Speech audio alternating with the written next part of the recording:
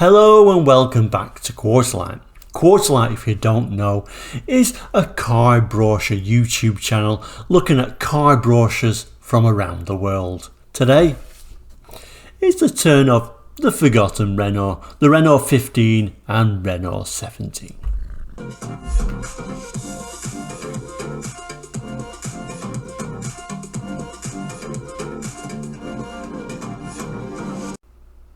Okay, the Renault 15, the Renault 17. Like I say, Renault presented two coupes at the same time, which was a shock to everyone. Very much the same platform based on a Renault 12. It was first seen at the Paris Motor Show in 1971 and ran all the way to August 1979. This particular brochure we're going to look at today is from the UK, and really in the UK it was marketed as a more sophisticated vehicle than a Ford or a GM product. If you was the first to own a digital watch in your area, you was probably likely to buy this. This was the car that you wanted, a little bit more advanced, I guess. Whether it was or not is up to you to decide. But it wasn't a hugely successful car. It wasn't sold in huge numbers in the UK. But it did come second in the Car of the Year award behind the Fiat 127 when it was launched. It was also a car that had differences between each model but was essentially the same thing. So in the background there we can see the Renault 15. It was the more plainer, the more ordinary looking of the two, and tended to have a smaller engine as well. The car in the forefront there is the Renault 17. You can see it's a lot more striking, particularly with this wide C-pillar and this louvered rear window. It also featured these twin round headlamps, whereas the Renault 15 had these sort of like rectangular headlamps up front. This brochure is from 76. Like I said, the Renault 15, Renault 17, there was only really one generation. But in 76 they did do some modifications, a change to the trim, change to a more ordinary dashboard, and this kind of like features those little changes in this UK brochure. But anyway, let's open the brochure up and see what else we can learn about this particular model.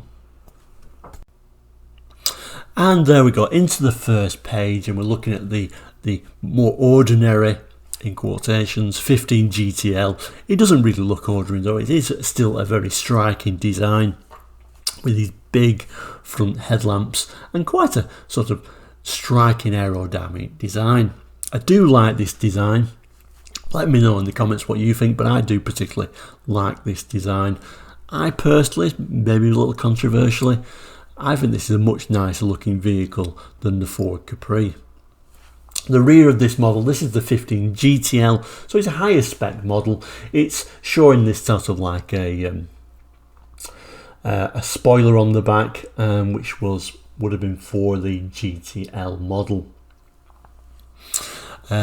This particular model has got the 1289cc engine, so only a very small engine, so you can imagine it wasn't a particularly very fast car. I do apologise with a bit of reflection there. It is a very shiny brochure, this one. But let's turn the page and see what else we can see.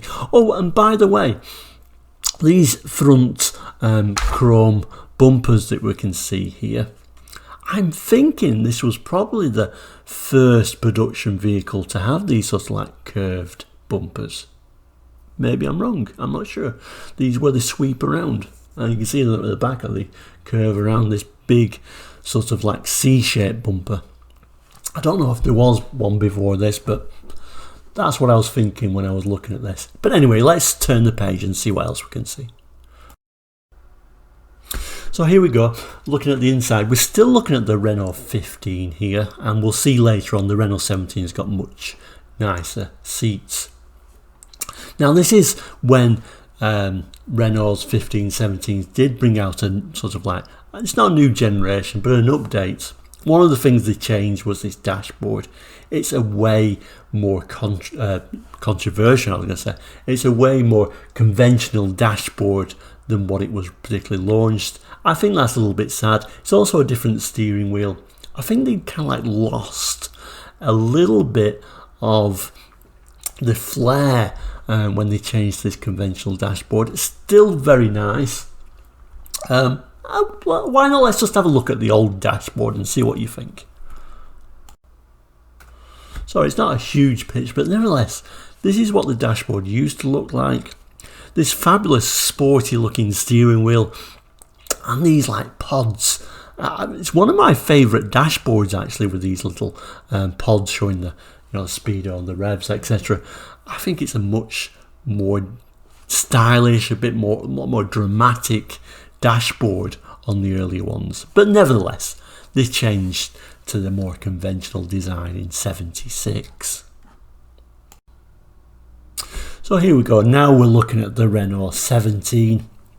A very dramatic design, isn't it? It's even more dramatic than the previous 15 that we just looked at. It's showing here top speed of 106 miles per hour. It had the larger engine on this particular model, and that would have been the 1647cc, which actually came from the Renault 16 TX. And I really love the colour for one thing. It really looks striking in this green. Very sort of futuristic, very, very 70s. Particularly, we can really see that louvered rear window at this model. We also get a glimpse of what the seats are going to look like. They're kind of like an integrated headrest into the seat. So let's turn the page and have a better look at that interior. And just look at those amazing seats. This is one of the great things that came in '76, this amazing seat, and it's kind of like showing how it kind of like hugs you and how you can adjust it, but an amazingly comfortable seat, very 70s, and a very sort of 70s colour to go with it. Again, unfortunately, we've lost that amazing dashboard to a more conventional unit and a more conventional steering wheel. I think when the 15 and 17, I think that was also when they changed the Renault logo. I think this was the first car to show the new Renault logo. But like I said, this is 76. It's the update. I like that they updated the seats to these amazing seats. I'm a little bit sad they went for that conventional dashboard though. But I would just love to sit in those seats, even if I wasn't driving. What an amazing seat they are. Back page now on the 15 and 17. Some of the extras you can have. Also shows this automatic gearbox you can have. But it's all about this amazing full width sunroof that's an optional extra. So full width sunroof complete with removable hardtop and tinted windows, sunroof and front windows electrically operated. You really wanted that extra, didn't you, on a 17 TS? It really looks amazing. Not only the black on the top to make it almost look like a convertible, it was just a nice feature for the 70s. I think that really shows. Incidentally, it wasn't called the Renault 17 in Italy. They called it the Renault 177. And I think that's something to do with some superstition around the number 17 in Italy. Whether that's similar to the number 13 in the UK, I'm not sure. If you are from Italy, please do tell me what the superstition is around 17, but they couldn't call it the 17 in Italy. On the right hand side there's some further specifications, and it's saying the Renault 15 GTL is the R1300, the Renault 17 TS is the R1318, and the Renault 17 TS sunroof is the R1328. And like I said, this is from the UK, so it does show Renault Limited, Western Avenue, London. So there we go, the Renault 15 and Renault 17. A really special, unusual car, and unfortunately very much one of those forgotten Renaults. And that's one of the reasons I did this brochure, to, show people that these cars were around in the 70s and what amazing cars they were. Didn't sell hugely in the UK, And unfortunately, there will be very few of them around now because they really did rot.